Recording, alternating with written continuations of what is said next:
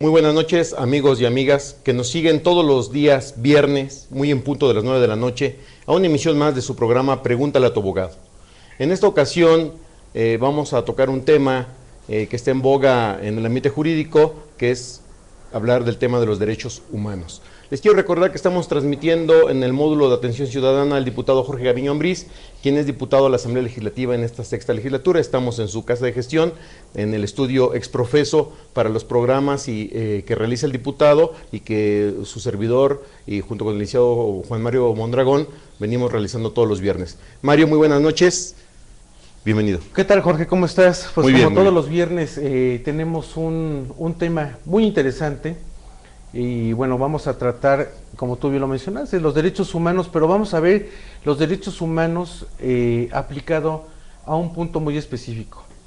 Vamos a ver la aplicación de los derechos humanos en las sentencias de carácter judicial en materia familiar. Y para ello tenemos a un especialista en la materia. Es un gusto recibir al maestro Gabriel Cano Sobrino. Gabriel, me da gusto saludarte, qué bueno que aceptas la invitación de venir al programa para platicar de este tema muy interesante. Muchísimas gracias. Bienvenido, maestro, siéntase como en su casa. Muchísimas gracias, un placer.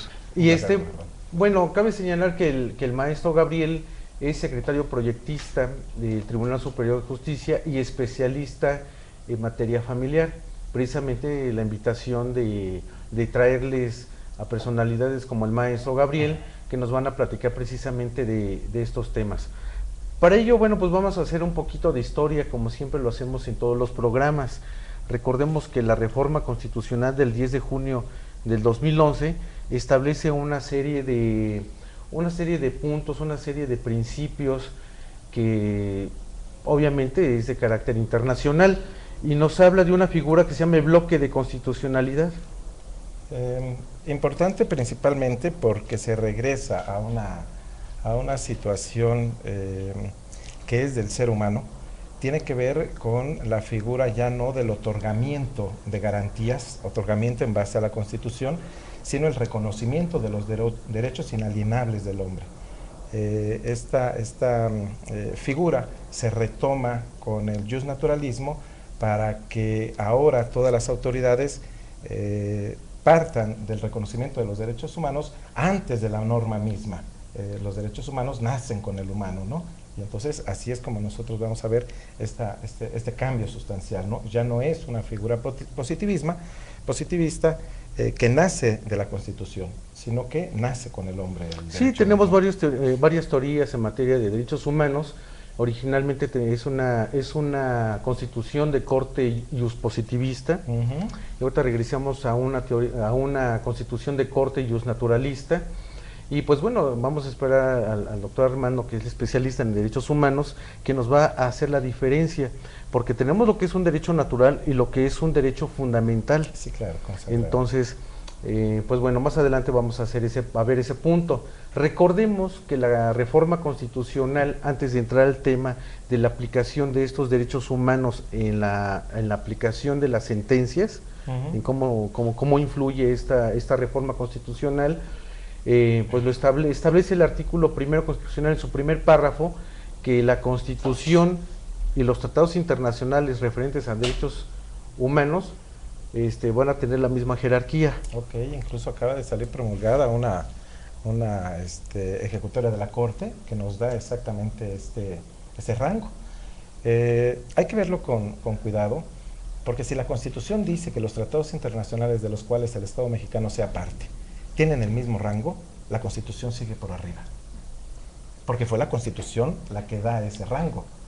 Entonces, bueno, pues yo digo que estás igual a mí, pero entonces yo sigo estando arriba, ¿no? Yo Constitución. Bueno, recordemos que el artículo 133 constitucional establece la clásica teoría de Hans Kelsen de la supremacía constitucional, que establece que es la Constitución, los tratados internacionales, la famosa pirámide, ¿no? La pirámide de Hans Kelsen, claro. Y que bueno, de alguna manera deja en un primer nivel a la Constitución, pero también hay que ver la diferenciación que hace el artículo primero y el artículo 133. El artículo primero constitucional establece los tratados internacionales tratándose de derechos humanos, y el 133 menciona que son todos los tratados internacionales que no de los en los cuales sea parte, pero sin distinguir si son derechos humanos o no derechos humanos. Ahora bien, vamos al bloque de constitucionalidad. Pero me gustaría preguntarle al maestro, las garantías individuales no desaparecen. No desaparecen. El mismo artículo primero dice que se va a respetar los derechos humanos consagrados en la Constitución, los tratados de los cuales el Estado mexicano sea parte, y las garantías consagradas para el respeto de unos y otros, la Constitución y los tratados.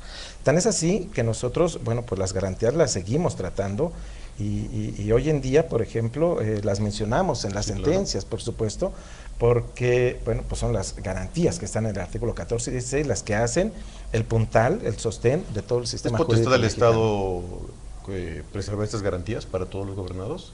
Es una obligación. Es una obligación, claro. Es una obligación, sí, debe de ser, porque ahí está, repito, el sostén del sistema jurídico. Si hay una violación a estas garantías, bueno, por ahí viene ya entonces la promoción de un juicio de amparo, ¿no? Quiso quitársele el vocablo de juicio de garantías y quisimos verlo con un matiz de juicio de derechos humanos, ¿no? Sí. Pero las garantías están allí, de todas maneras. Recordemos, Jorge, que el título primero, capítulo primero de la Constitución establece de los derechos humanos y sus garantías. Pero hay que hacer aquí una pequeña precisión. El doctor Ignacio Burgoa precisaba las garantías individuales. Pero por su lado el doctor Héctor Vic Zamudio menciona también que esas garantías, ya desde esa época, mencionaba que estas garantías, como lo establece esta reforma constitucional, son las garantías para su protección. Y esas garantías para su protección se refiere precisamente al juicio de amparo, que va a ser el juicio de amparo que en un momento, en cuanto se vulnere algún derecho humano o alguna garantía establecida en nuestra Constitución, pues va a ser precisamente para resarcir ese daño a ese derecho. Luego entonces, también el artículo 29 constitucional en su segundo párrafo establece de manera enunciativa, más no limitativa, ¿no? Algunos de los derechos humanos. Por ejemplo, estuvimos en un foro en la Comisión de Derechos Humanos, estuvo invitado el secretario del Trabajo y Fomento al Empleo, el licenciado Carlos Navarrete, en la cual mencionaba que si el derecho al trabajo era un derecho humano. No lo menciona ese apartado, pero efectivamente es un trabajo, y bueno, la diferenciación que hacíamos, si es un trabajo digno, si es un trabajo decente, pero en fin. Maestro, bajo las tesituras que están comentando, permítanme, cualquier garantía debe tener la característica de que ante su violación tengamos nosotros la oponibilidad hacia el Estado. Cualquier garantía que sea violentada, yo debo de tener un mecanismo para oponer aquella violación del Estado. Si no me da trabajo el Estado, no tengo un mecanismo para obligarlo a que me conceda trabajo. Y entonces ahí pierde ese matiz. Me dicen que puedo trabajar en lo que yo quiera, dice el artículo quinto constitucional. Pero y sin embargo, si no me dan trabajo, no tengo a quién reclamárselo. Así es, el derecho a la vivienda también. Por ejemplo, la vivienda, la salud, por eso se tuvo que echar a andar un seguro popular para que entonces todos tuvieran alcance a esta seguridad social. Y sin embargo, repito, ni trabajo, ni vivienda, ni algunos otros rubros son oponibles ante el Estado para exigirle que me lo el derecho al agua también, ¿no?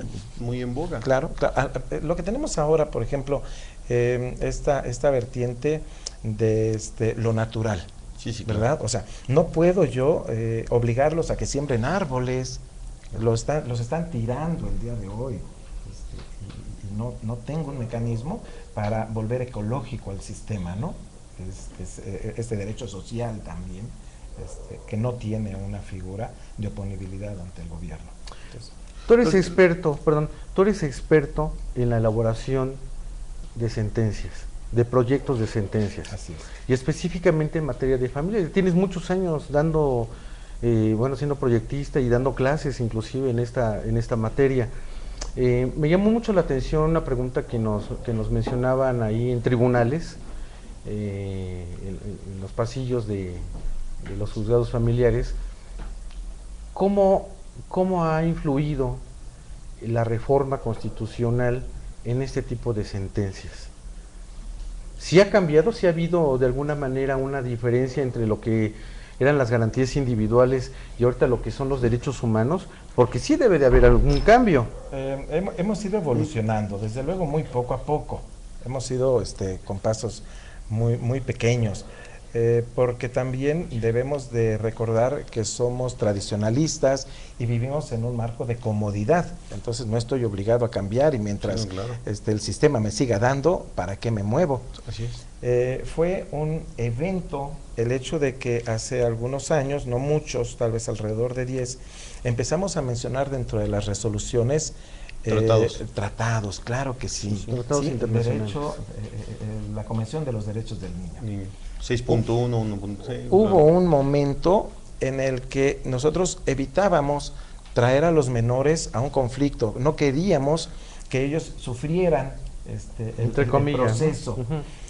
Y descubrimos que habíamos firmado un tratado que decía que era obligatorio traerlos, ¿sí?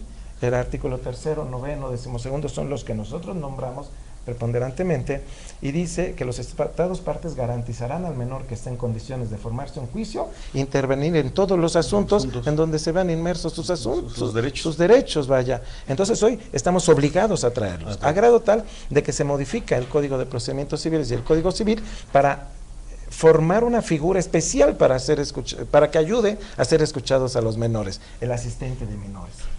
Y entonces ahora tenemos audiencias para escuchar a los menores.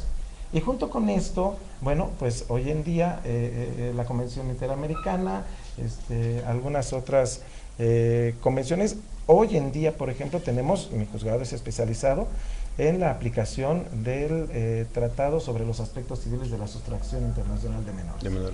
Del juzgado 6 al 10, ahora ya tenemos juzgados especializados de corte internacional.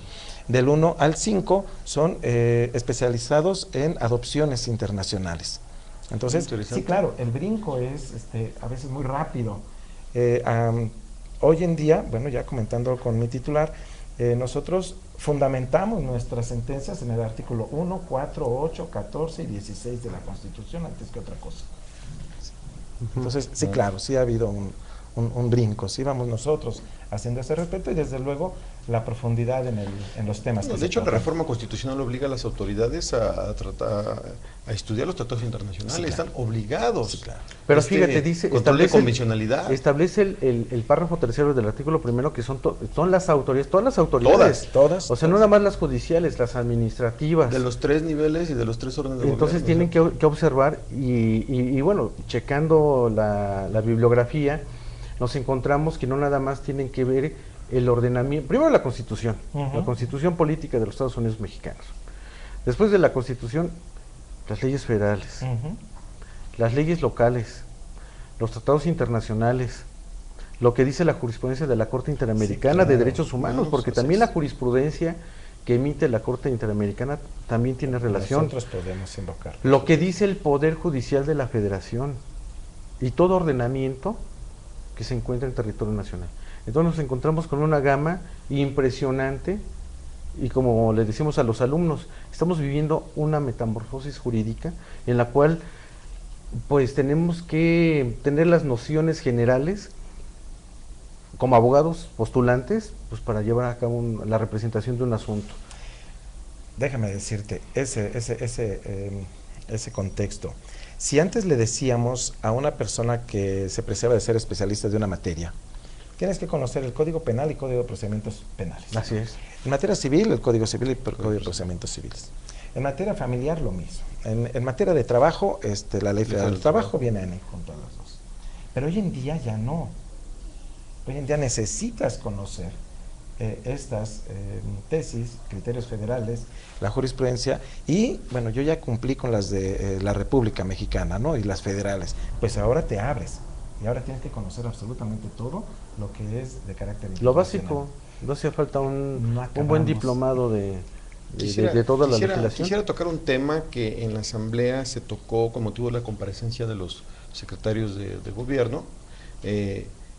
Se habló, estuvo el consejero jurídico de la ciudad, y bueno, se habló que en la legislatura pasada fue muy novedoso el famoso registro de deudores alimentarios. Por ahí el presidente de la Comisión de Administración y Procuración de Justicia comentó que, bueno, que a lo mejor la ciudad nos estamos excediendo en tutelar, querer tutelar cada vez más al género, mujer, y que podríamos estar creando ya una política de legislación de género, y eso no estaría correcto. Pareciera que se comprometió a checar el tema sobre este registro, que sí es violatorio incluso de derechos humanos. El artículo 16 constitucional, su párrafo del segundo, porque te voy a decir una cosa, y es como lo mencionó también uno de los... Es un buró de crédito. Es un buró de crédito, sí, claro. O sea, ya están ahí registradas aquellas personas que tienen ese adeudo por X situación, y ya están ahí. Sí, claro. Este comentario surgió cuando se promulgan la ley federal y la ley local de acceso a las mujeres a una vida libre de violencia. Sí. Hubimos quienes levantamos la mano y dijimos, oiga, ¿por qué no hay una ley de acceso al ser humano a una vida libre de violencia? Porque solo ellas. Sí, claro. O sea, la segregación viene de la norma. Así es. Sí, o sea, merecen el respeto. Los feminicidios, sí, claro, ya se castigan más que un homicidio de un varón. Hubo en el doctorado un amigo que decía, es que ahora vemos defeños de primera y de segunda, valen más las mujeres. Sí, claro. No es así, ¿verdad? Pero no. Pero dice, y también hay hombres que sufren también discriminación. Hoy ya tenemos la Fiscalía para Violencia contra Varones, por supuesto. Hemos inventado muchas cosas, unas saludables y otras no, la de adultos mayores, la de menores, la de mujeres, o sea, ya tenemos las. Pero hay algunas que son necesarias, por ejemplo, sí. están los juzgados especializados para adolescentes, de justicia, con la ley penal, claro. Que no son, que no es justicia penal, hay otra teoría, porque no se les aplica una pena, pero al fin y al cabo sí es justicia para adolescentes, sí es necesaria. Sí es necesaria. Es un tratamiento especial, definitivamente. Especial, precisamente pues por el desarrollo. Está hablando de las cortes de drogas, ¿no? Que se quieren implementar en México las famosas cortes de drogas, ¿no? Para tratar adicciones. Ok. Ya no como parece que es necesario. Nosotros hoy en día tenemos una certificación en materia penal. Están dando certificación. Nosotros hemos pugnado porque hay una certificación en cada una de las materias. No podemos ser todólogos. Es falso que nosotros quisiéramos ser conocedores de todas las materias. Cuando yo más me especializo en una, estoy perdiendo las anteriores. Necesariamente, porque ya no tengo actualidad. Este punto de que estamos mencionando, en el sentido de que yo sé derechos de familia, sí, pero y de los demás voy dejando de saber cada día porque ya no voy para allá, sí, claro. Ya no leo aquello, ya no me actualizo. Sí, pasa lo mismo que con un médico. El especialista ya no te da medicina general. Sí, claro. Porque ya tiene una especialidad de otro nivel.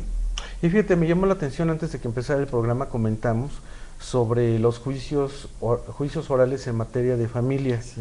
Ya tenemos los juicios orales en materia civil, mercantil, tenemos 20 juzgados que se encuentran reservando, pero también tenemos esta novedad que vamos a tener juicios orales en materia de familia.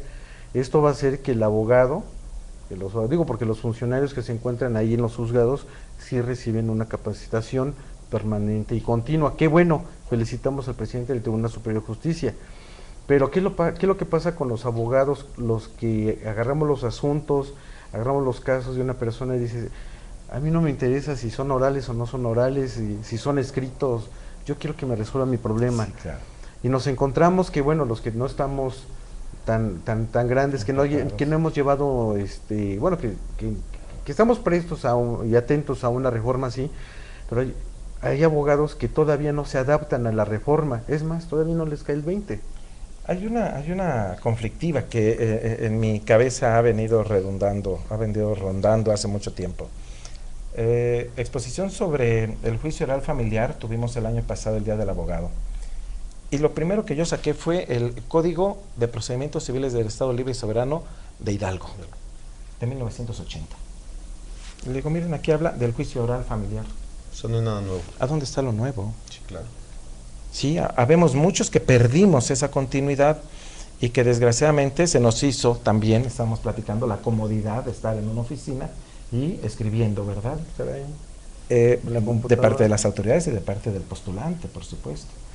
No es No, y complicado. también de parte del legislador, porque luego a veces es muy fácil copiar alguna figura jurídica que no funciona bien en otro lado, pero aquí hemos visto nosotros ahí en la asamblea que de repente nos presentan unos verdaderos Frankenstein, Sí, en donde sí, sí. copian, pegan de aquí de allá, y la ley son... Esas son las razones por las cuales en el Distrito Federal se ha esperado tanto la reforma, tanto en materia penal como en materia familiar.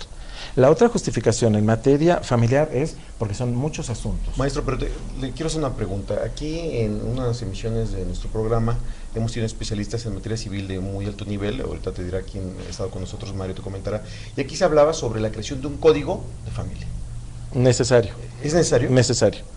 Nosotros no estamos haciendo compartimos... profusión de leyes, no estamos siguiéndolas así más difusas. Estamos, pero mira, pero eso va a ser tema de otro programa porque nos estamos desviando. No digo, pero es interesante saber su punto de vista. Es interesante, Dice, inclusive lo hemos platicado con varios catedráticos de la Facultad de Derecho que han propuesto el tema, no de ahorita, desde hace muchos años, pero que bueno, estamos en una vorágine internacional en la cual tenemos que adaptarnos. Por ejemplo, lo más novedoso en materia de juicios orales en materia penal, pues las tenemos en las reglas de Mallorca de 1980. O sea, ya tenemos esa regla, que lo más nuevo, que de alguna manera pues ya viene ahí el principio de inocencia.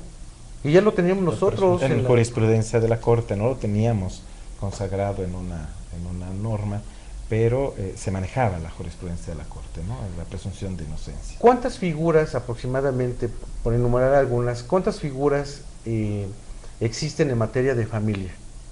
Instituciones. Y de esas figuras o instituciones que están en materia de familia, pues emiten resoluciones o sentencias.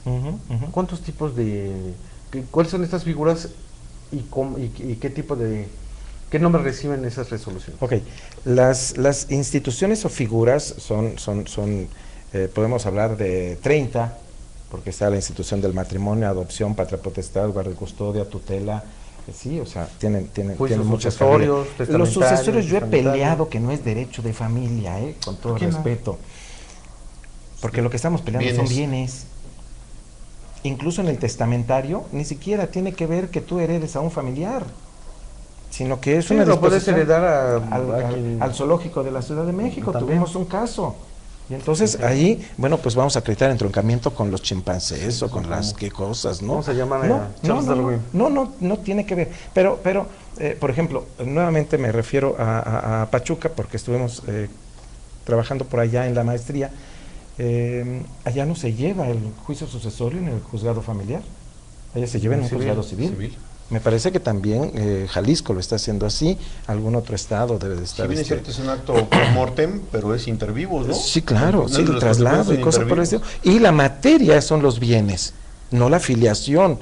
La filiación se utiliza para ver si yo accedo o no a los bienes, pero lo que me interesa son los bienes. Entonces, bueno, estas figuras, ¿cuál es el mecanismo para resolver algunas situaciones? Son resoluciones judiciales. El artículo 79 nos dice cuáles son los tipos de resoluciones que se van a emitir. El caso que a mí me corresponde son sentencias interlocutoras, sentencias definitivas. Es en donde nosotros vamos a resolver el fondo del asunto. Ocasionalmente se pueden resolver mediante autos definitivos, que ya la Corte le está dando este matiz, por ejemplo, a la resolución que resuelve el divorcio. Divorcio encausado, por ahí el cuadernillo número 4, que edita la primera sala de la Suprema Corte, habla del divorcio y nos habla de un auto definitivo de divorcio. Sí. Para no hablar de la sentencia definitiva, porque la sentencia definitiva tiene que ver con todos los puntos. De hecho, el diputado acaba de meter una iniciativa de ley precisamente para reformar el artículo, es el 682 bis, parece, para que puedan ser recurribles los autos. 685 bis, en su segundo párrafo, que dice: la sentencia que declara procedente del divorcio es inapelable. ¿Sí? Y entonces, bueno, se relaciona con el 683, 684 y 727 y resulta ser que ni es revocable, ni es apelable, ni es sujeta de queja. Y entonces se vuelve irrecurrible. Así es. ¿Sí? Entonces, bueno, la iniciativa va en ese sentido, que sí sea recurrible. Bueno, la sentencia que declara el vínculo resuelto si es inapelable, más no así los demás actos jurídicos inherentes al juicio. Pero hay la revocación, ya está la tesis de la Corte, de que se puede solicitar la revocación de las consecuencias del divorcio que vienen inmersas en la resolución. Sí, de hecho lo citamos en el texto de la exposición de motivos. Lo que pasa es que, bueno, tenemos que recurrir a los criterios, a las tesis, cuando pues podemos tenerlo ya en el texto, en el ordenamiento jurídico. Pero volviendo al tema, ¿cuáles son los términos? Porque han existido muchas modificaciones al Código de Procedimientos Civiles. ¿Cuáles son los términos para que se dicte una resolución, una sentencia en materia de familia? Ok, y relativo a esto, a que se respeten los derechos. Hay términos, la regla general nos dice que son 15 días. 15 días hábiles, parece mucho, pero a veces incluso tenemos que ampliar el término, sí, claro, porque la materia del estudio es bastante. La carga de trabajo también que se tiene en los juzgados es impresionante. Tenemos 2.500 asuntos. Pero ese es motivo digo, para pedir una prórroga, la carga de trabajo. No, la carga de trabajo no.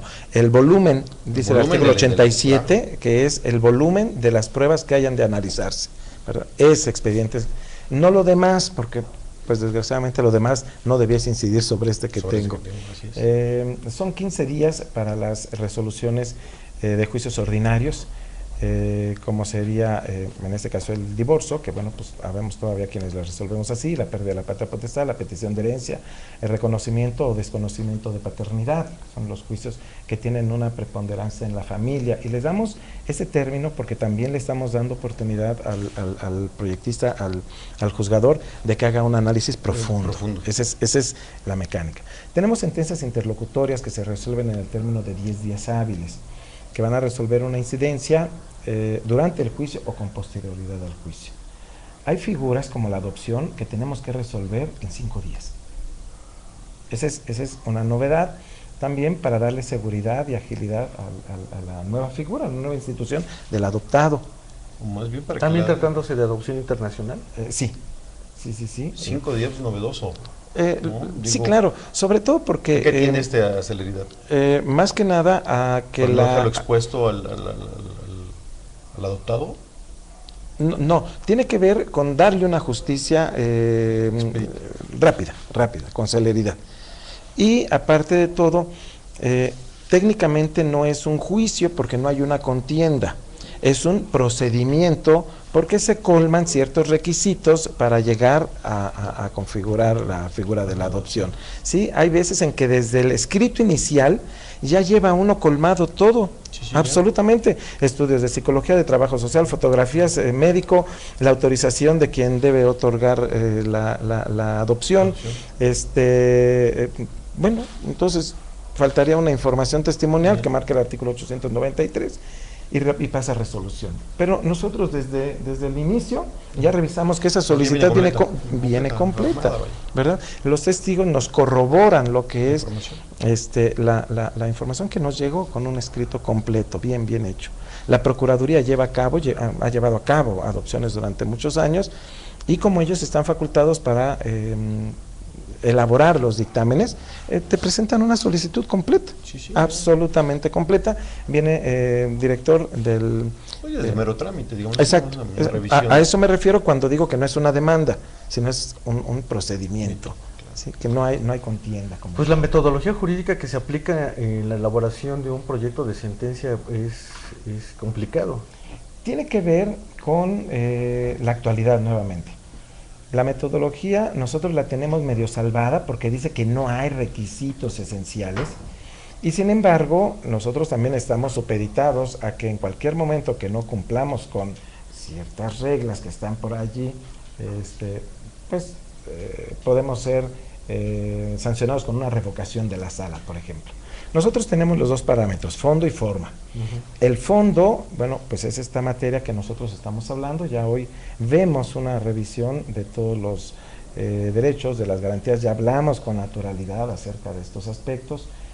Podemos explayarnos en la evaluación de pruebas. Maestro, aquí es una pregunta que, bueno, nosotros como litigantes es muy dado que siempre queremos hablar con el proyectista.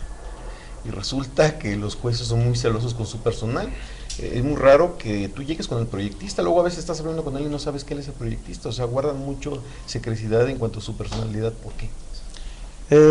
Primero que nada, porque se hace desigual el tratamiento. Escuchar a una parte y no a la otra. Exactamente. Ya por ahí ha habido alguna propuesta, la quinta sala en materia de familia. Tu criterio? No. Por lo menos se ve un poquito mal, porque si llega la otra parte y ve que estás, pudiera pensarse algo. Para eso tenemos el periodo de alegatos, que en un momento dado, pues cualquiera de las partes pues puede dar su argumentación lógico-jurídica del asunto y decirle, ¿sabes qué? Señor juez, toma en cuenta estos medios de convicción que se desarrollaron. Entonces, pues yo soy de la opinión, una técnica jurídica, mencionando pues porque quiero que sea y ese es el momento. Y normalmente nosotros le pedimos a la gente que cuando van a hacer los alegatos, que incluso pidan que esté presente el juez. Sí, sí. Porque ese es su derecho de ellos. Yo quiero, si por ahí se distrajo, si por ahí salió, si cualquier cosa, que me haga favor, porque él es el que va a resolver. El puesto que nosotros desempeñamos en el tribunal es de secretario proyectista, hacemos un proyecto, pero el único que lo valida, bueno, pues es el titular del juzgado, porque es el que lo firma, nosotros no firmamos. Nos queda poquito tiempo, maestro. Cuando tú haces un proyecto de sentencia, y estamos hablando precisamente de los derechos humanos, de la reforma constitucional, ¿qué elementos son los que tú incorporas a esta sentencia? Hablan en materia internacional de derechos humanos. Tengo dos clases de sentencias. Obvio que cuando yo proyecto una sentencia de corte internacional, la Convención sobre los Aspectos Civiles de la Sustracción Internacional de Menores, dejo el Código Civil, dejo el Código de Procedimientos Civiles del Distrito Federal y agarro la Constitución, el Convenio Internacional y algunos otros, ¿sí? ¿Por qué? Porque incluso existe ya la tesis que dice que en la Convención sobre los Aspectos Civiles de la Sustracción Internacional de Menores está inmersa la Convención de los Derechos del Niño. Ya están juntas las dos. Y entonces ahí solo hablamos de una cuestión de derechos humanos. Se hace un respeto al derecho humano de la inamovilidad, de la seguridad, de la estabilidad, de la permanencia con padres y todo eso. Ese es un caso muy específico. Del otro lado, se ve también la misma seguridad, por ejemplo, de infantes, en el caso de guardia y custodia, tutela, alimentos, porque todo esto son derechos del hombre, a una vida, a una estabilidad, a una estadía con su familia, que los tratados internacionales los mencionan. Pues nos quedan muchos temas por platicar, y sobre todo porque nosotros que lo vivimos en tribunales, con la gente, se quedan muchas dudas. Sí. Ojalá que podamos abordarlos en otro programa. Y te agradezco mucho en nombre del diputado Jorge Gaviño Ambriz, gracias por asistir al programa, y pues nos vemos el próximo viernes, Jorge. Claro, como de costumbre. Pues muchas gracias, maestro. Un placer. Siempre es grato tener comentarios acertados y con gente especialista. Gracias, Mario, por acompañarnos en este programa y por traer los invitados. Digo, Mario se especializa en traernos muy buenos ponentes siempre, que aclaran muchas dudas a nuestro auditorio. Pues amigos, muchas gracias. Hemos llegado al final de nuestro programa. Recuerde que si tiene alguna duda, alguna pregunta, alguna asesoría, pregúntele a su abogado.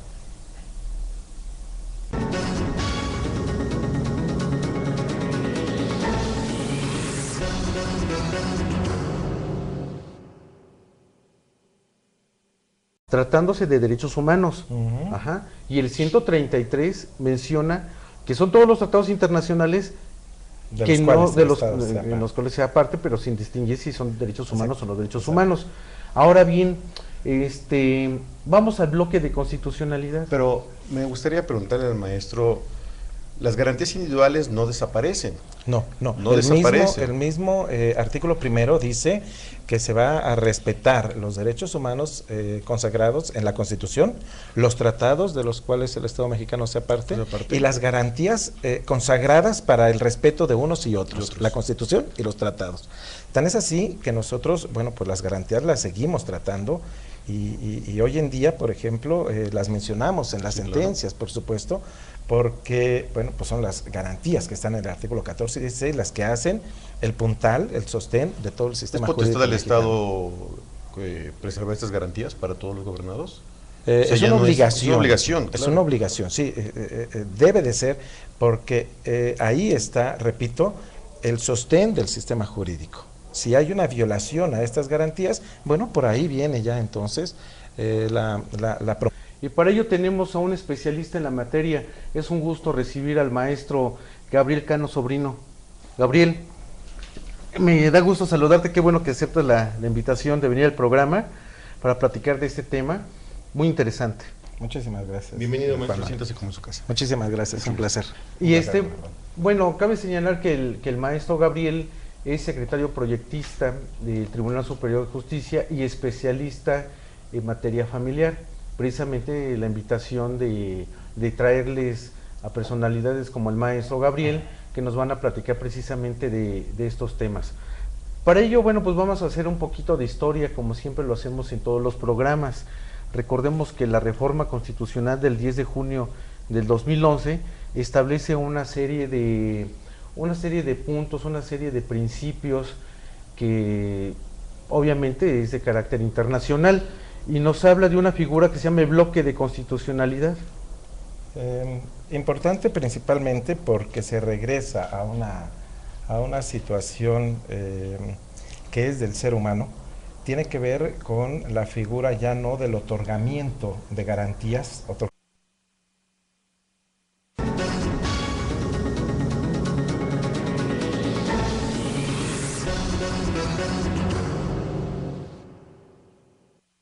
Muy buenas noches, amigos y amigas que nos siguen todos los días viernes, muy en punto de las 9 de la noche, a una emisión más de su programa Pregúntale a tu abogado.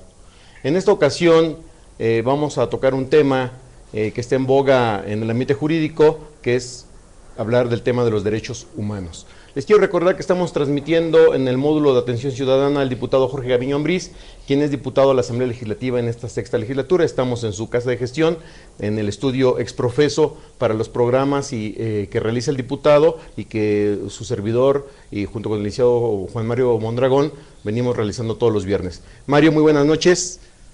Bienvenido. ¿Qué tal, Jorge? ¿Cómo estás? Pues muy bien, como todos los viernes tenemos un tema muy interesante y bueno, vamos a tratar, como tú bien lo mencionaste, los derechos humanos, pero vamos a ver los derechos humanos aplicado a un punto muy específico. Vamos a ver la aplicación de los derechos humanos en las sentencias de carácter judicial en materia familiar. Esta reforma constitucional pues lo establece el artículo primero constitucional en su primer párrafo, que la Constitución y los tratados internacionales referentes a derechos humanos van a tener la misma jerarquía. Ok, incluso acaba de salir promulgada una ejecutoria de la Corte que nos da exactamente este rango. Hay que verlo con cuidado, porque si la Constitución dice que los tratados internacionales de los cuales el Estado mexicano sea parte tienen el mismo rango, la Constitución sigue por arriba, porque fue la Constitución la que da ese rango. Entonces, bueno, pues yo digo que estás igual a mí, pero entonces yo sigo estando arriba, ¿no? Yo Constitución. Bueno, recordemos que el artículo 133 constitucional establece la clásica teoría de Hans Kelsen de la supremacía constitucional, que establece que es la Constitución, los tratados internacionales, la famosa pirámide, ¿no? La pirámide de Hans Kelsen, claro. Y que bueno, de alguna manera deja en un primer nivel a la Constitución, pero también hay que ver la diferenciación que hace el artículo primero y el artículo 133. El artículo primero constitucional establece los tratados internacionales, herramienta en base a la Constitución, sino el reconocimiento de los derechos inalienables del hombre. Esta figura se retoma con el justnaturalismo para que ahora todas las autoridades partan del reconocimiento de los derechos humanos antes de la norma misma. Los derechos humanos nacen con el humano, ¿no? Y entonces así es como nosotros vamos a ver este cambio sustancial, ¿no? Ya no es una figura positivista que nace de la Constitución, sino que nace con el hombre. Sí, tenemos varias teorías en materia de derechos humanos. Originalmente es una constitución de corte justpositivista, y ahorita regresamos a una constitución de corte justnaturalista, Y pues bueno, vamos a esperar al doctor Armando, que es especialista en derechos humanos, que nos va a hacer la diferencia, porque tenemos lo que es un derecho natural y lo que es un derecho fundamental. Sí, claro, consagrado. Entonces, pues bueno, más adelante vamos a ver ese punto. Recordemos que la reforma constitucional, antes de entrar al tema de la aplicación de estos derechos humanos en la aplicación de las sentencias, en cómo influye